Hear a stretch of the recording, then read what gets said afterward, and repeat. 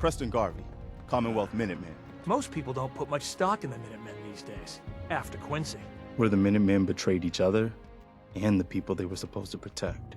I can't rebuild the Minutemen, but I think you can. I feel like this is a whole new start for the Minutemen. I'm probably the only one who still remembers this, but the castle's armory was located in the West Bastion.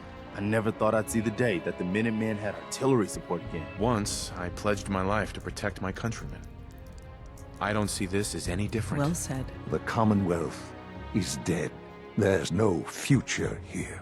I dreamed of you as an adult for so long.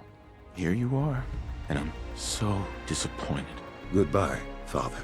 I've made my choice. The Institute is now our enemy. Under what righteous pretense have you justified this atrocity? The Commonwealth deserves to determine its own fate.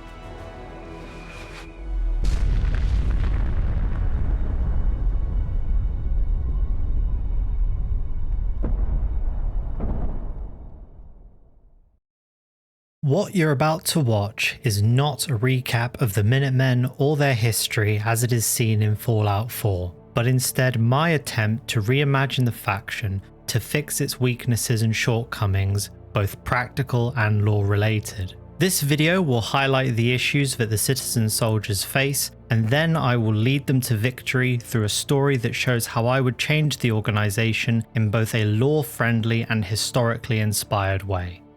Right away, I want to state that the Minutemen are my favourite faction. I love their heroism, desire to help all inhabitants of the Commonwealth, and the satisfying feeling of building settlements and improving people's lives.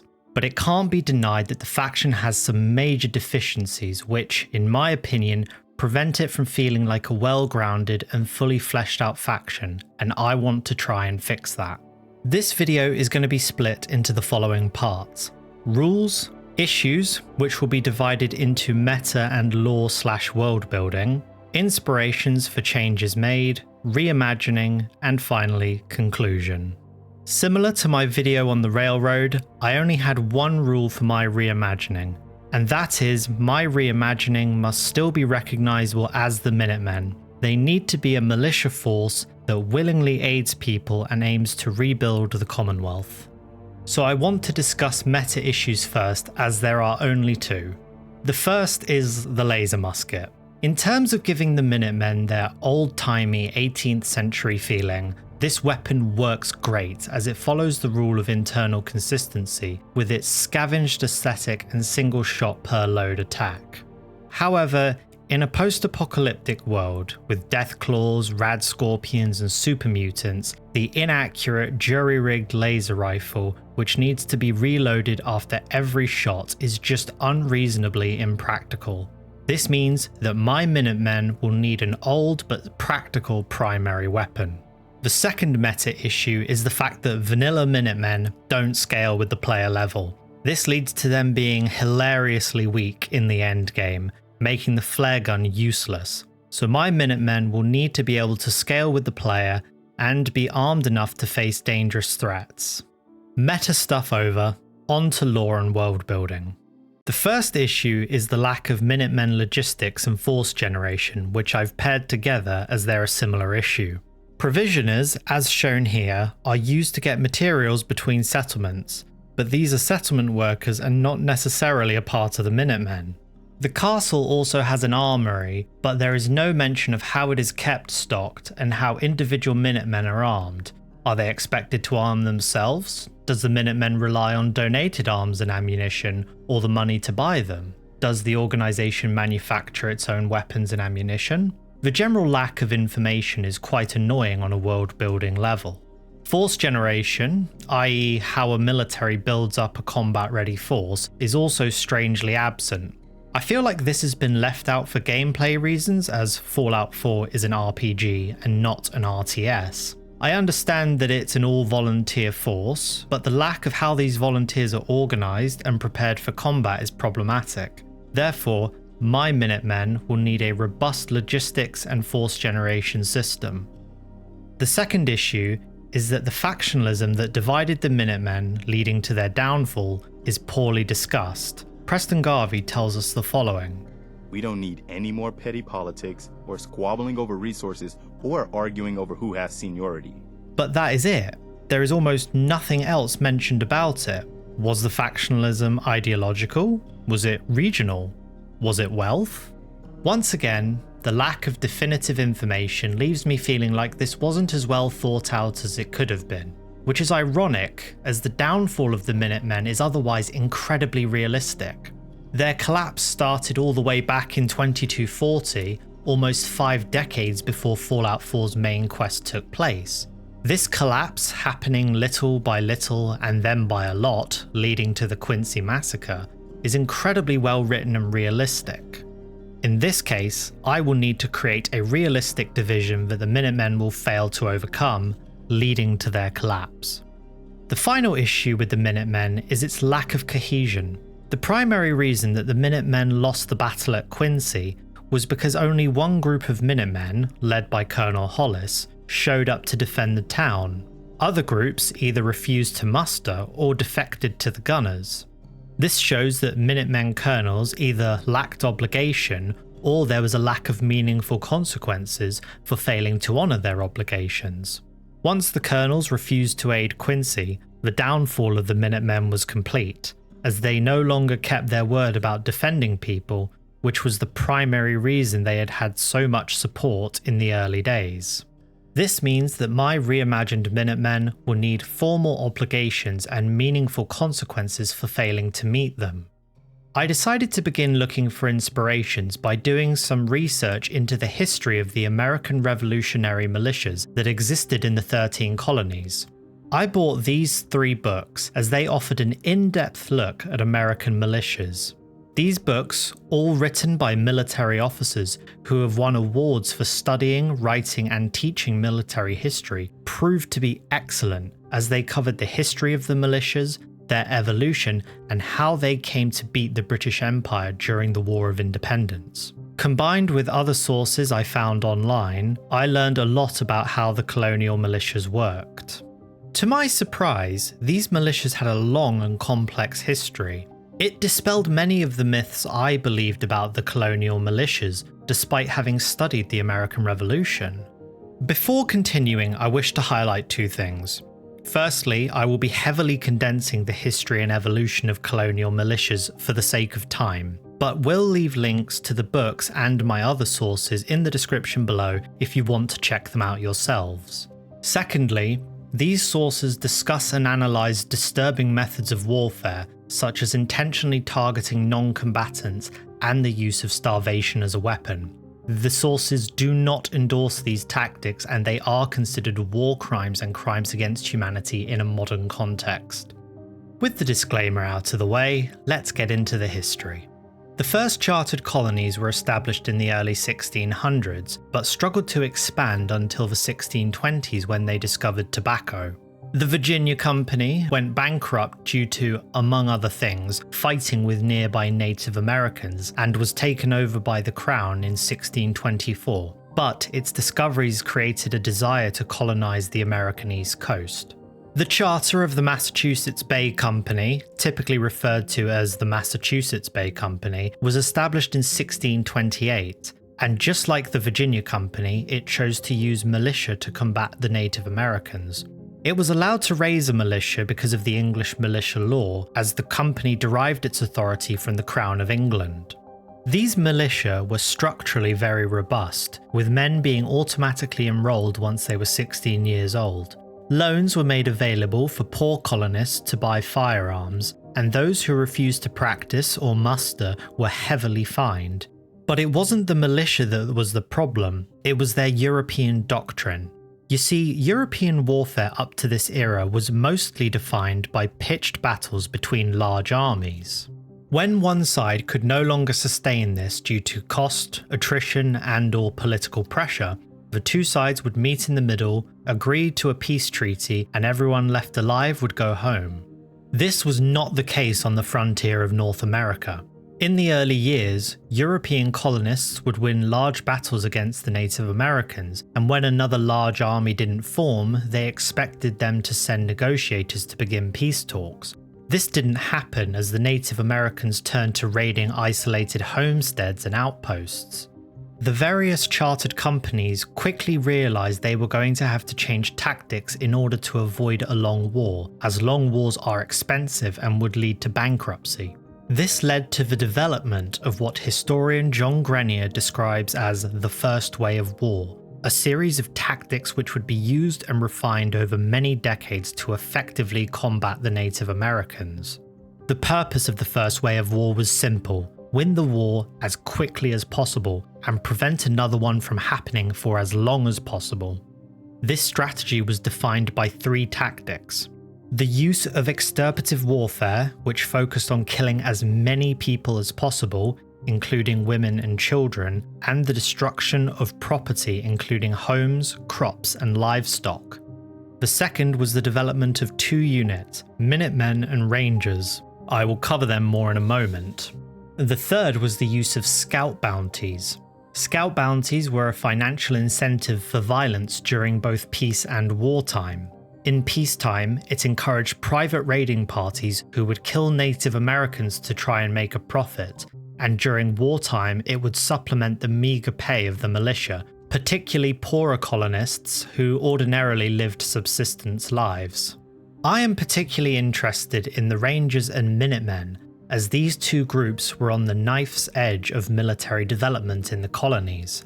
Rangers were a special group of men who would patrol the frontier, acting as skirmishers and scouts, mimicking the Native American tactics.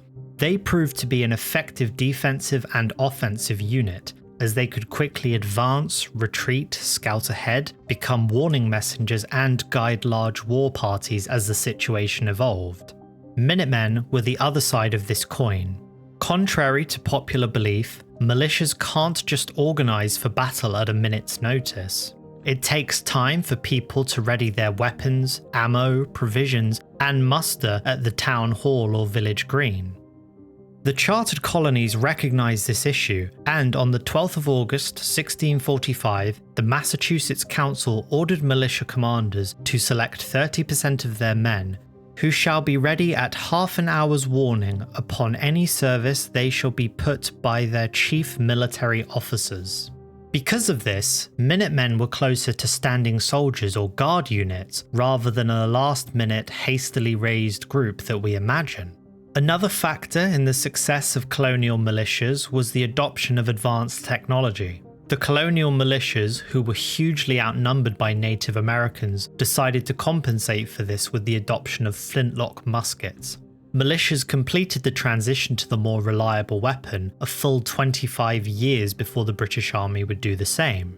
At the start of the colony's existence, they used blockhouses as defensive structures. Settlers would flee into these structures when attacked and would be used to fight back and wait for the attackers to leave. By the Revolutionary era, large towns had town halls, which could be used as a meeting place for the local government, but in times of militia deployments could be used as housing for militia that had come from other locations. By the time of the American Revolution and the American War of Independence, the colonial militias had become tactically distinct, robust organizations. They had even continued their tradition of adopting advanced technology, as some frontier rangers had even begun to use rifled muskets. Although they were lower caliber and slower to reload, their accuracy and range improvements were well worth the trade-off, something that British officers would become painfully aware of. One myth I want to dispel about the Revolutionary-era militias is the idea that they were outnumbered by British forces. This is a falsehood that has likely come from many smaller misconceptions about how militias are a static institution. The British government refused to fully mobilise for the American War of Independence, as Britain was both deeply in debt from the 7 Years' War and deeply in denial about the true scale of the revolt in the 13 colonies. A great example of this is the Siege of Boston itself, where, after the battles at Lexington and Concord, militias from Massachusetts, Vermont and Rhode Island, numbering 14,000, laid siege to Thomas Gage and his 4,000 British regulars. By the time of the evacuation from Boston, Gage had only managed to recruit an additional 7,000 loyalist colonists. bringing his final troop count to 11,000. With a series of inspirations from the real-life militia and Minutemen of the colonial era, let me now show you what I've come up with.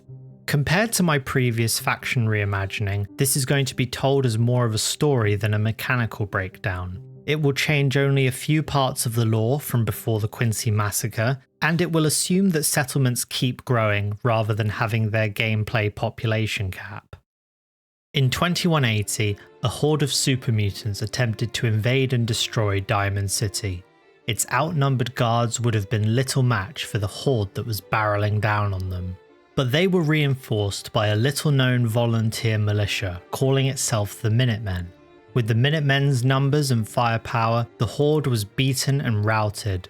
The Battle of Diamond City propelled the Minutemen from small-time faction to major power player in the Commonwealth. From their newly established home base at Fort Independence, colloquially known as the Castle, they quickly expanded their numbers, using large armies of volunteers supported by artillery and commanded by colonels to beat back wasteland threats.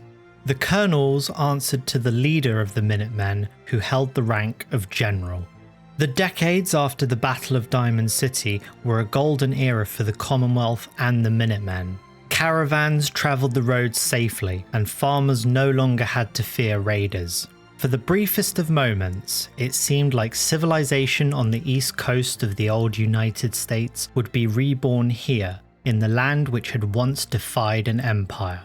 But all golden ages must come to an end. In 2240, a huge creature emerged from the sea and annihilated the castle. The loss of its HQ, general and primary artillery training location severely weakened the Minutemen and began almost 5 decades of entropy and decline. Leadership of the Minutemen passed from one ineffective leader to the next, increasingly unable to keep the various colonels united, many of whom were becoming divided along regional and wealth lines, with colonels who drew their recruits from the safer northern regions being increasingly opposed to marching their troops south to aid the more sparsely populated and poorer central and southern Commonwealth. However, all semblance of unity fell apart when General Becker died in 2280. The colonels refused to put aside their differences to elect a new general, as a new general would have weakened their power. Colonels now became little more than regional warlords, committed to the defense and prosperity of their own locales. The only thing keeping them working together was the name of Minutemen. But this severely weakened Minutemen would be dealt a killing blow by a renegade mercenary group known as the Gunners. The Gunners, led by their mysterious leader Cyprus, began mustering to attack the town of Quincy in the southern Commonwealth. A committed and hopeful colonel by the name of Hollis arrived to defend the town and sent out a call for other Minutemen reinforcements, but none would come. Worse still, some local Minutemen, under the command of a disillusioned Minuteman named Clint, had defected to the Gunners, as they had become tired of the infighting and factionalism of the colonels. Clint offered Colonel Hollis and his men the chance to lay down their arms and join the Gunners, but the colonel refused the offer point blank, still believing in the ideals of the Minutemen. The Quincy Massacre, as it came to be known, was seen as the final nail in the coffin of the Minutemen. The Gunners, who vastly outnumbered Colonel Hollis's group, killed every man, woman and child they could get their hands on. Minutemen across the Commonwealth, disgusted by their colonel's cowardice, resigned or deserted in droves, until the colonels were nothing more than men with meaningless titles. Colonel Hollis perished in the fighting, and one of his lieutenants, an idealistic young soldier named Preston Garvey, led the survivors north to try and find a safe place to resettle them. He was met with no success and increasing losses. By the time he reached the town of Concord, his 20 survivors had been whittled down to just 5, with Preston himself being the only Minuteman left. Under attack and trapped inside the local museum, it seemed that all was lost. But in Preston's darkest hour, a mysterious vault dweller who would come to be known as the sole survivor would descend upon Concord and save the besieged group. As Preston gazed upon the statue at the Old North Bridge, he realised that this strange vault dweller might be the last chance to save the Commonwealth from the chaos of the Minutemen's collapse. Preston had received information during his journey from Quincy that the nearby 10 Pines Bluff had called for help, and when Preston told the sole survivor this, they accepted this mission and aided them against the raiders that were harassing them. 10 Pines Bluff now pledged to aid the Minutemen however they could. Preston, now aided twice by the sole survivor, explained what had happened to the original Minutemen and how he believed that they could rebuild them. The sole survivor accepted the title of general and set out to re-establish the destroyed group. The second settlement to join was the nearby Abernathy farm. In exchange for the Minutemen's help, they agreed to open their home to wastelanders and refugees. 10 Pines Bluff also committed to the same policy. As a slow but steady stream of volunteers began to increase the Minutemen's ranks in the Northern Commonwealth, the sole survivor, using their knowledge of pre-war military practices and structures, made the first major changes to Minutemen doctrine. The unreliable and inaccurate laser muskets were to be decommissioned, and the Minutemen would need to find a more reliable weapon with kinetic ammunition, as fusion cells were expensive to buy and nearly impossible to manufacture. This need for a reliable primary weapon would be answered by County Crossing. The settlement lay just across the road from the National Guard training yard. The location was filled with feral ghouls, which had started to filter out of the building after the gunners had attempted to loot the area. County Crossing, unable to deal with the feral ghouls, called for help. The Minutemen cleared the training yard and found that it had been unlooted since the Great War. Contained within were thousands of 20th century M1 Garand and relevant ammunition. The Minutemen quickly adopted the rifle, with its accurate semi-automatic fire and high caliber being an excellent replacement for the laser musket. With the Minutemen expanding their territory, they risked spreading their forces too thin. With this problem, the sole survivor implemented a radically new organisational doctrine. Taking inspiration from the militias of the colonial era, it was decided that all able-bodied adults would be required to serve in a local militia. This local militia would only be expected to protect their local area in emergencies. They would be expected to provide their own weapons, which must meet a certain standard, and if unable to afford an appropriate weapon, the settlement would take a collection from its population and purchase the necessary weapons. Such weapons included hunting rifles with appropriate barrels, double-barrel shotguns, and the aforementioned M1 Garand. The local militia would be expected to drill twice a week on days of their choosing. Collection money that wasn't used in the purchasing of weapons was then split in two. One portion would remain in the settlement and be used for emergency repairs and ammunition purchases.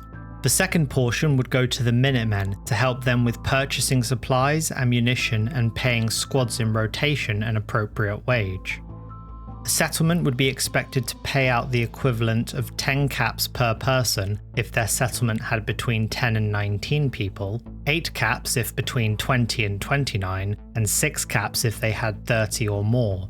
If less than 10 people existed in a settlement, they were not expected to pay a collection towards the Minutemen and use 100% of the money on growing their settlement.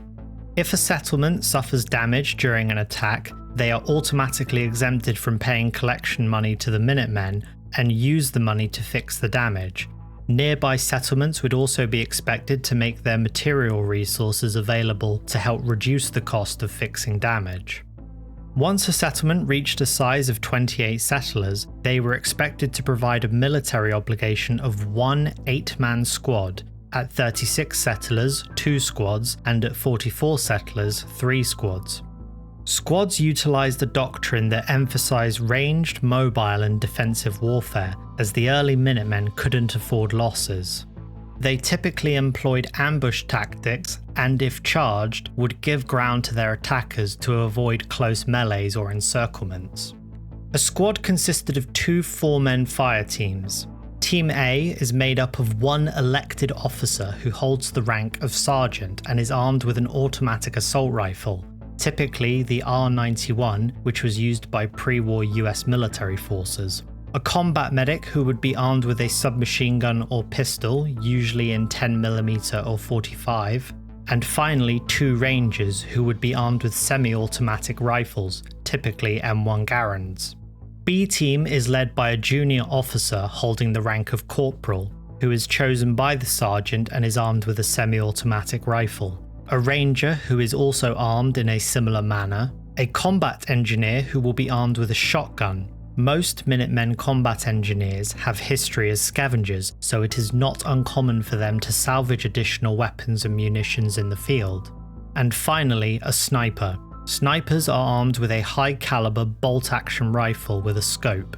Snipers must go through a 3-week marksmanship training course before being given the role, and usually start their careers as rangers, as do both officers in the squad. Both officers will also carry a flare gun, which can be used to call for reinforcements in a local area.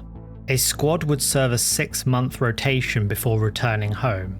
In this 6-month rotation, the squad would first report to the castle for refresher training, and then receive mission orders which could theoretically see them being deployed anywhere in the Commonwealth.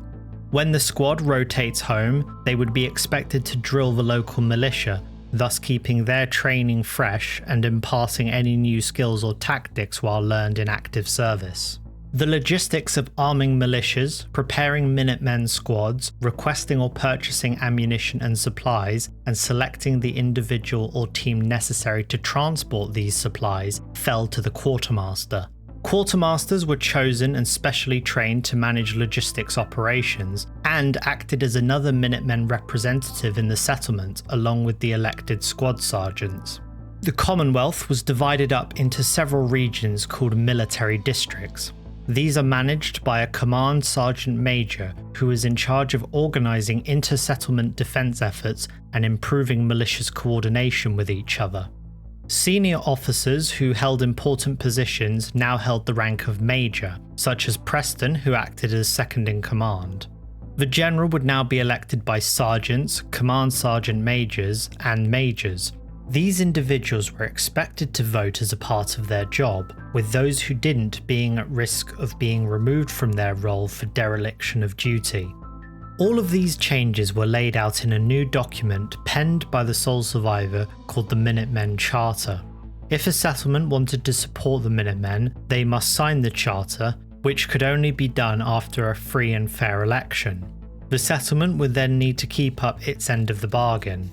A settlement can withdraw its signature from the charter at any time and for any reason, but the settlement quartermaster would be removed or resign from the Minutemen. Any outstanding collection funds would still need to be paid out, and the Minutemen would no longer train or supply its militia.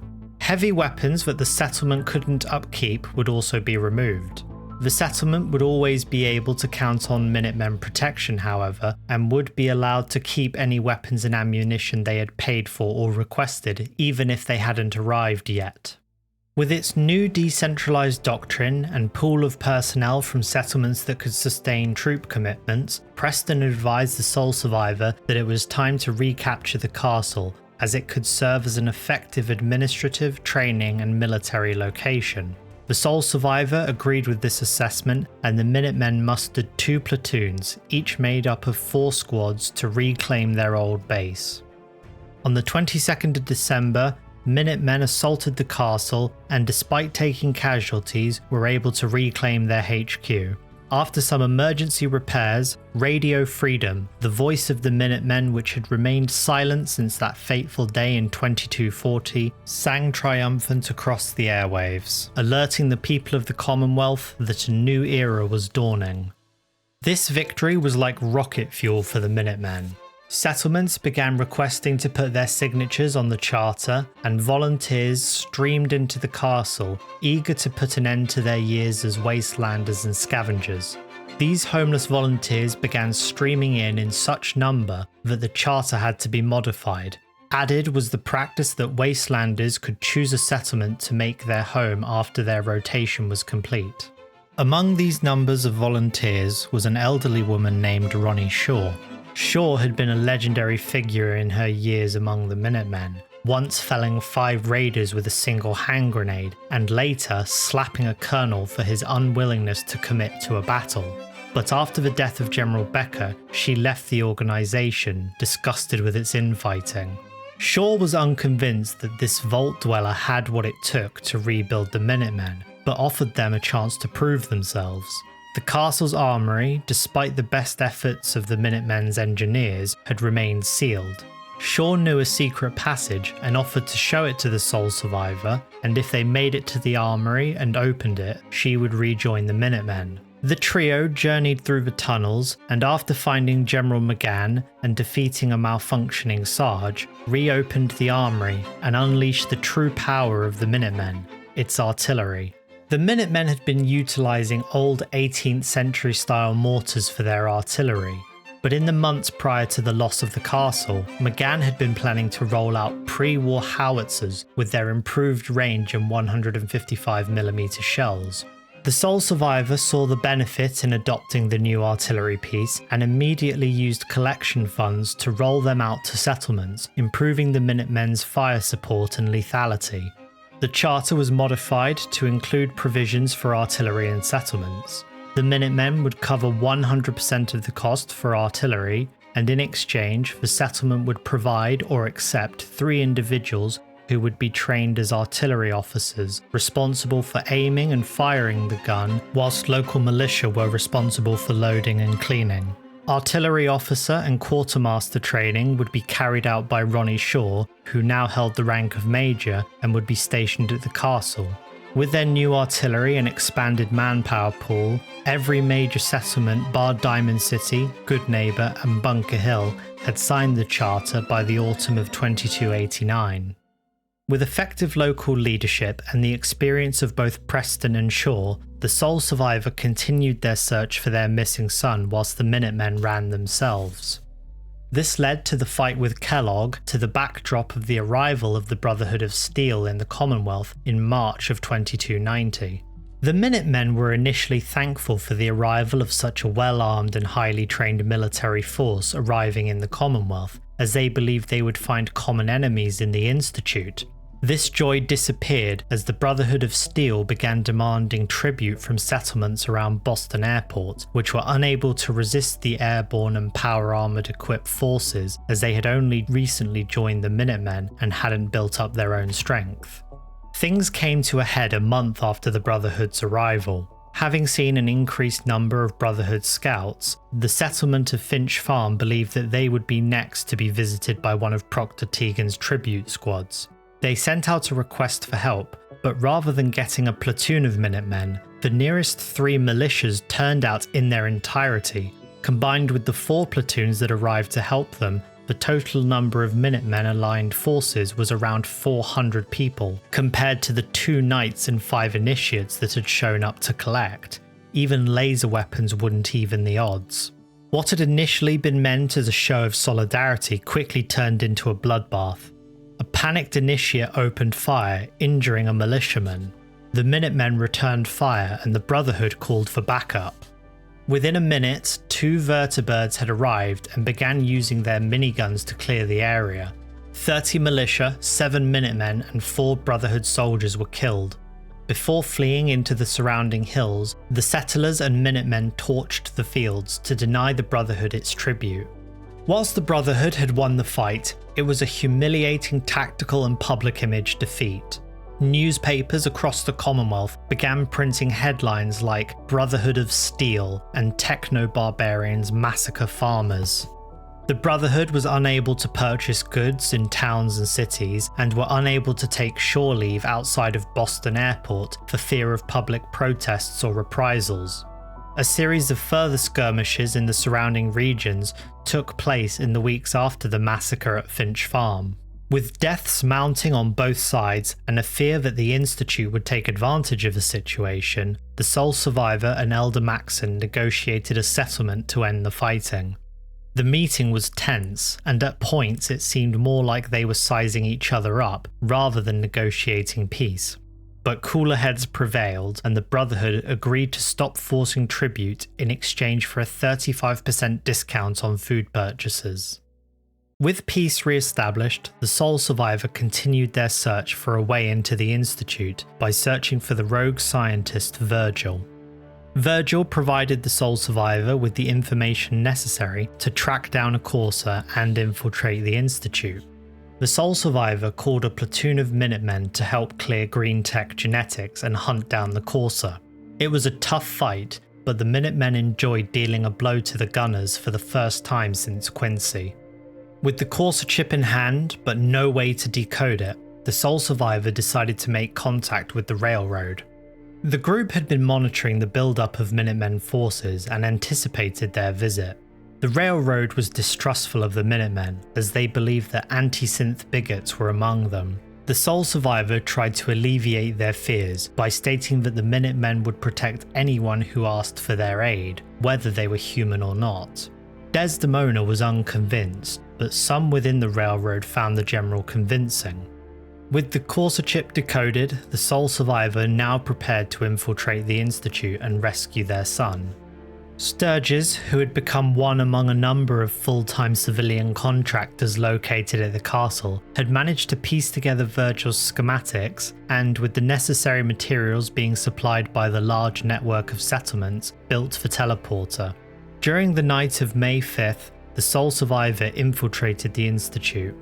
Once inside the Institute, the sole survivor learned the terrible truth about Sean's abduction, the Synth Retention Bureau and the FEV program. The sole survivor agreed to work with X688 to bring down a dangerous synth raider leader, but it did little to win them around to the Institute's cause. Father then attempted to use the sole survivor to intervene in a situation at Grey Garden Homestead, where the Institute had attempted to recruit a scientist, but the scientist had become frightened and called for the Minutemen's help.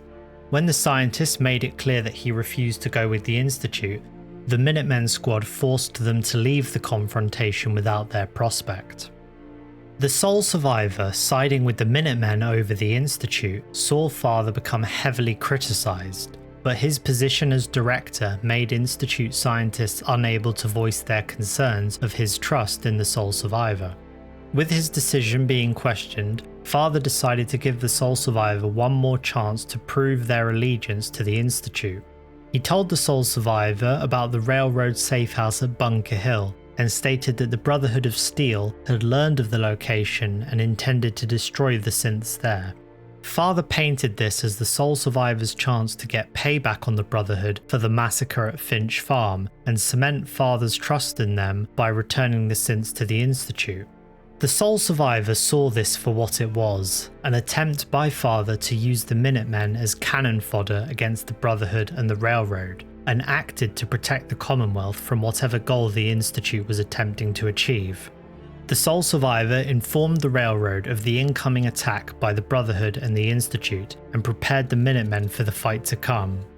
The Battle of Bunker Hill began in the middle of the day on the 16th of June 2290.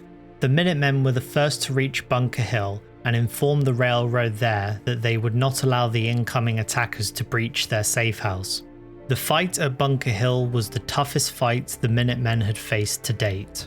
Institute synths, supported by coursers, teleported into the area and began trying to breach the walls of the settlement, and soon after, Brotherhood vertibirds began dropping power-armoured soldiers into the fight. The Minutemen held the walls of the settlement, but allowed the Brotherhood and Institute forces to wear each other down whilst they evacuated civilians and concealed the railroad's safehouse further. Once the Institute had been beaten back, only a tattered remnant of the Brotherhood remained. The sole survivor came forward to greet the highest ranked Brotherhood member. The general stated that the Minutemen had dealt with the Railroad and their synths, and that Bunker Hill was now under their protection, and they wouldn't tolerate the Brotherhood marauding through the settlement. The Paladin took the general at their word and ordered the remaining Brotherhood soldiers to withdraw. The sole survivor returned to the Railroad and informed them that their safehouse staff were saved and the Brotherhood believed them dead. Desdemona, while still hesitant to trust the Minutemen, thanked them for their help and offered them lots of intelligence on Institute operations, with the plan for the activation of a nuclear fusion reactor called Phase 3 becoming known. The sole survivor thanked Desdemona and promised that they would always come to their aid.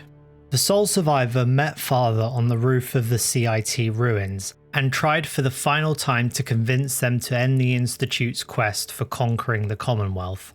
Father refused and banished the sole survivor, marking the point of no return. The sole survivor returned to the castle and informed Garvey and Shaw of what had happened, and told them to begin mustering a force large enough to attack and pacify the Institute. In the coming days, troops were given orders to muster at the castle. This saw the creation of the Minutemen's first field army. The Institute began to monitor the castle with increasing numbers of watchers, forcing wall guards to step up patrols in order to destroy them in a timely manner. It became clear to all that an attack was coming. In the early morning of July 8th, the Institute sent forward a massive force to attack. However, the Minutemen had made excellent use of their time and money since retaking the castle and had turned the structure into a truly impressive defensive bastion. Heavy laser and missile turrets had been built, giving the defenders unprecedented firepower in addition to their handheld firearms. Another ace up the Minutemen's sleeve was its new unit, the 3rd Corps, colloquially known as the Fire Fists. Corps are unique units which vary in size and typically have their own unique tactics and camaraderie. The Fire Fists are an all-combat engineer unit which use power armor and heavy weapons, and have an uncharacteristically aggressive combat doctrine compared to standard Minutemen squads.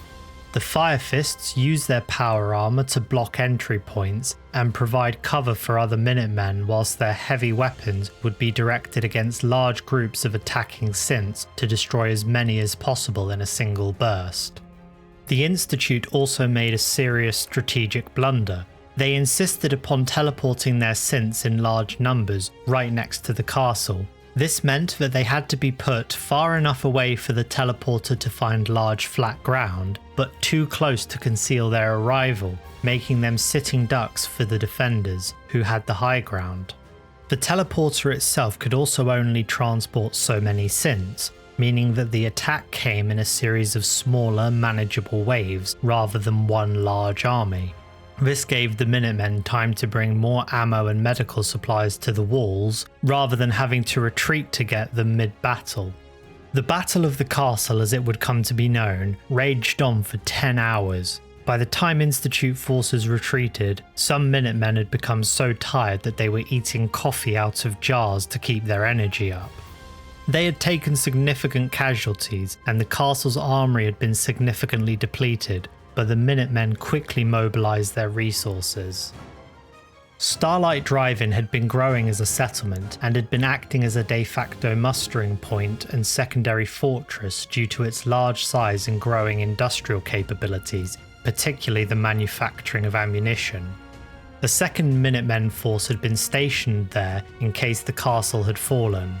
With the battle won, this contingency group was called upon to reinforce the castle and bring in vital supplies of ammunition and medicine. This force and its logistics capabilities were able to almost bring the castle back to full strength. The sole survivor then began preparing the Minutemen for an attack on the Institute. Weapons, ammunition and medical supplies were stockpiled, and additional forces were called up under the obligation of extraordinary duties. Whilst the Minutemen were preparing for their attack on the Institute, the Brotherhood of Steel was making its own plans to deal with the railroad as they had learned of the group's location. The Brotherhood launched their attack on the Old North Church 4 days after the Battle of the Castle. The railroad were caught completely unaware, with armoured knights quickly overpowering the rear guards. The railroad was forced to fight its way out through the front, with both sides taking heavy casualties. The railroad attempted to lose the Brotherhood, but they were pursued relentlessly through the streets of Boston. With no alternative and her allies pleading with her, Desdemona swallowed her pride and authorized the group to flee to the castle and ask for the Minutemen to shelter them. The Minutemen were initially confused to see the railroad, both bloodied and above ground. The general greeted Desdemona at the entrance, and when she asked them for help, they said yes without hesitation. The Brotherhood weren't far behind them, and when their trackers led them to the entrance of the castle, they knew where the railroad had fled. The ragged force of knights and paladins approached the wall and hailed the Minutemen. The sole survivor again stepped outside to greet the Brotherhood forces. Their attempt at diplomacy was rudely disregarded, and the paladin demanded that the railroad be turned over or they would take them by force. Once the words had left the paladin's lips, dozens of Minutemen showed themselves from the high walls, armed to the teeth and with faces that showed they were battle-hardened and not in the mood for idle threats. The paladin's eyes shifted upwards, but the sole survivor didn't have to turn around to know what they were looking at. When the paladin's eyes came back down, the general confidently spoke just 3 words: "Then take them." The paladin realized that his remaining forces were in no position to storm the heavily defended fort and bitterly ordered the group to pull back. The Minutemen cheered and the remaining railroad survivors breathed a huge sigh of relief. The sole survivor came back inside the wall and spoke with Desdemona. She thanked the Minutemen and signaled their intention to leave. However, the members of the railroad had grown tired of giving so much for so little and desired to be a part of something bigger. The general's speech from all those months ago had stuck, and many members had grown fond of the idea of helping or even working with a Minutemen general who pledged to protect all, including synths. Desdemona realized that her vision for the railroad was no longer what the majority of the group felt was best. She asked if the Minutemen would allow them to join, and the general stated that it had to be put to a vote of the railroad's members. The railroad voted, and it was decided that the organization would be dissolved and its remaining members would be reformed into the 4th Corps. With a wealth of intelligence provided by both Sturgis's analysis of the Institute data and the new 4th Corps, the Minutemen now had the military strength and operational momentum to attack and neutralize the Institute. Mustering at the nearby settlement of Hangman's Alley, the Minutemen readied themselves for the most important fight of their lives. On July 25th, the sole survivor led 2 squads of Minutemen through the newly revealed water intake tunnel, and after a series of room-to-room fights, they had seized control of the teleporter. The sole survivor used a teleporter to bring Preston, Sturgis and a team of Fire Fists into the Institute. Sturgis took over the process of bringing in a constant stream of reinforcements, while the sole survivor led the charge to reach the Institute's next-generation fusion reactor, which they were going to use as a bomb to level the facility. Father had initiated a facility lockdown, which was preventing the Minutemen from taking control of the division offices and evacuating civilians. The sole survivor fought their way to Father's private quarters to encourage him to end the lockdown and surrender to the Minutemen. When they reached their son, however, they found a sickly, frail man. Sean revealed that he was dying and that nothing the Institute's best doctors could do would save him. The sole survivor convinced him to give up the password to the computer so they could end the lockdown and begin evacuating civilians. With the way into advanced systems open and more Minutemen flooding the hallways, the last remaining coursers and synths made their stand in the reactor room itself. The close quarters nature of this fight forced the Minutemen to forego their usual ranged and hit and run tactics and instead adopt a mass fire tactic, where squads would time their attacks and simply put as much munitions downrange as possible. By the time the fight was finished, the floor of the reactor room was buried beneath a sea of brass casings and drained fusion cells. The pulse charge was planted and the Minutemen pulled back to the teleporter to flee the blast. With the evacuation complete, the sole survivor and Preston teleported themselves to the roof of mass fusion and detonated the pulse charge. In an instant, Cambridge vanished behind a blinding white light, and a mushroom cloud pierced the ground and leapt into the sky. The Institute was destroyed. Radio Freedom announced the news across the Commonwealth, and the people celebrated in a manner unseen on the East Coast. Some settlements partied with such enthusiasm that they ran out of alcohol. But whilst this was happening, a new question was being asked by the Minutemen's leadership. How was the Brotherhood of Steel going to react? The Brotherhood had come to the Commonwealth with the hopes of defeating the Institute and taking control of its advanced technology.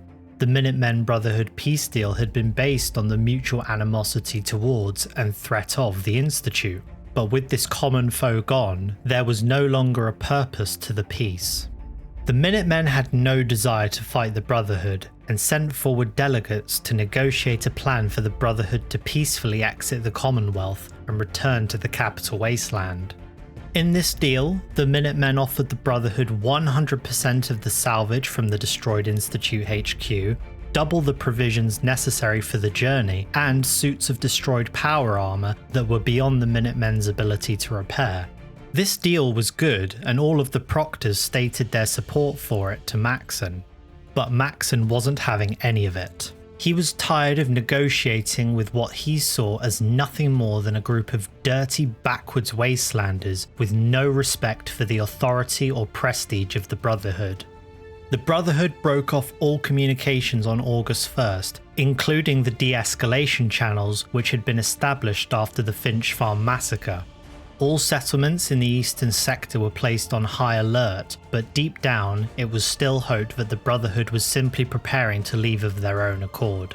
However, the silence was broken just 48 hours later, when 5 vertibirds descended on Nordhagen Beach and armoured knights and paladins seized everything they could. Food, water, ammunition, machinery, and even hostages were taken, but thankfully they were released once the pillaging had finished. The sole survivor and Preston agreed that this couldn't go unanswered, and their best chance for victory would be to utilise their current momentum off the back of the Institute victory. The sole survivor sent out calls to all settlements within range of Boston Airport to aim their artillery guns at the location and await a code phrase to be transmitted across Radio Freedom. 6 hours later, the Radio Freedom operator spoke the phrase, "United we stand."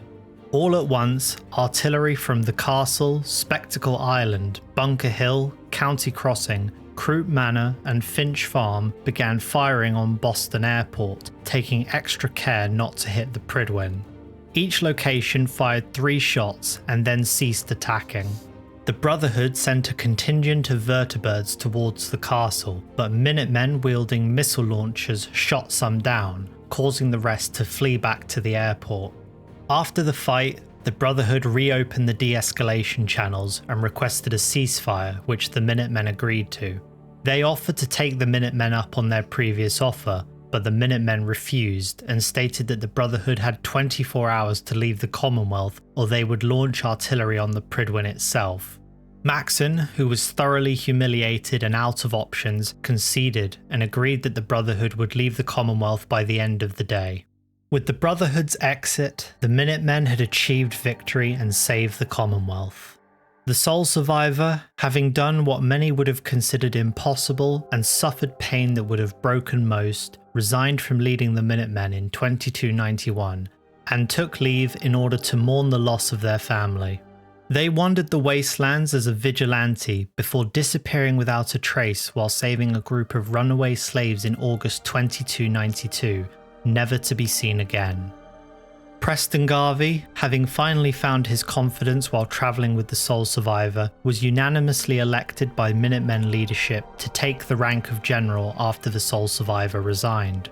His dutiful leadership would see the Minutemen through the difficult days of the Far Harbor intervention and the Nuka World liberation. Ronnie Shaw was promoted to second in command, but with her age quickly catching up to her, would resign after the Far Harbor intervention. But her legacy as a great Minuteman would be immortalised by aiding the formation of the 6th Corps, which would honour her contribution by having her beret as their insignia. Valentine was hired in November 2292 in order to try and locate the sole survivor. Rumours of a Pip-Boy wearing vigilante led the detective to the furthest parts of the wasteland. He would end up investigating Far Harbor, Nuka World, New York, and even venture as far as Canada. Piper's contribution to spreading awareness of the Brotherhood's crimes against civilians gave her a taste for war correspondence. She would regularly attach herself to Minutemen platoons and record stories of their operations. Her journalism would play a pivotal role in encouraging the Far Harbor intervention. With the threat of the Institute gone, Virgil was able to leave the glowing sea and restart his work on fixing the FEV crisis he'd helped to create. He was able to recreate a less potent version of his serum by harvesting his own white blood cells. This led to the gradual creation of a second generation of Commonwealth supermutants that were more intelligent and social, which quickly left their barbaric way of life behind and moved into Minutemen settlements. Virgil would die in a lab accident in 2310, and although he wouldn't live to see it, his work would be continued by others and eventually result in a cure, immortalizing his name in the popular memory of wasteland heroes. The Institute scientists were greeted harshly by the Commonwealth they had spent decades terrorizing. The Minutemen collected them and placed them under arrest. Over the coming years, over a dozen would be tried and executed for crimes against humanity, with every single member of the hated Synth Retention Bureau being killed. However, those that were found not guilty had their reputations rehabilitated and were allowed to live in Commonwealth settlements freely. Members of bioscience became almost universally loved as doctors and master farmers, with rates of cancer and other major illnesses falling by almost 20% in a decade, whilst average crop yields doubled. The Railroad, now known as the 4th Corps or Military Intelligence Corps, completed its integration with the Minutemen in February of 2292, spying and gathering intel on all kinds of threats like slavers, anti-Ghoul, supermutant and synth bigots, and particularly large raider clans. Initially they were distrusted, but proved themselves to the wider organisation in January 2293, when a huge raider army of operators, disciples and pack came from Nuka World to raid the Western Commonwealth. The 4th Corps gave Western settlements early warning and was able to halt this army in its tracks with guerrilla and infiltration tactics. Once the raider army was driven back, the 4th Corps was lauded as the heroic misfits who had put their lives on the line for those who had mistrusted them, and the Commonwealth sung their praises, whilst they slipped back into the shadows to continue their work. Bunker Hill had remained under Minutemen protection in the aftermath of the Battle of Bunker Hill. Once the Brotherhood had been forced to leave the Commonwealth, they offered to restore Bunker Hill's independence. However, Minutemen aid and business had been profitable for the settlement, and they voted to sign the charter in May 2292. The settlement saw rapid growth because of this, and by the end of the year, it was like the battle had never even happened. Bunker Hill would remain a prosperous trading hub for decades.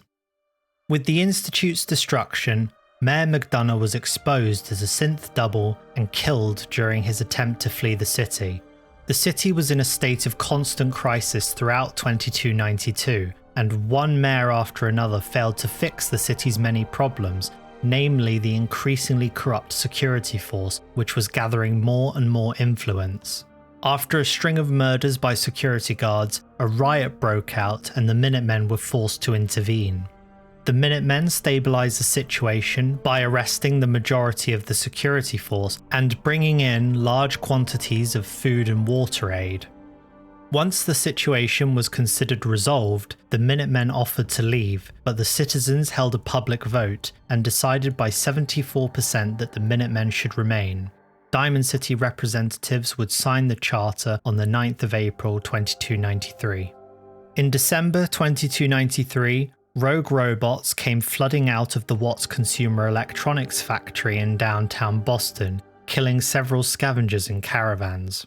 After the situation was stabilized and a strike force took control of the factory, it was revealed that a young engineer by the name of Isabel Cruz had taken on the identity of the Mechanist and was misled by faulty robo-brains about the danger of the Commonwealth.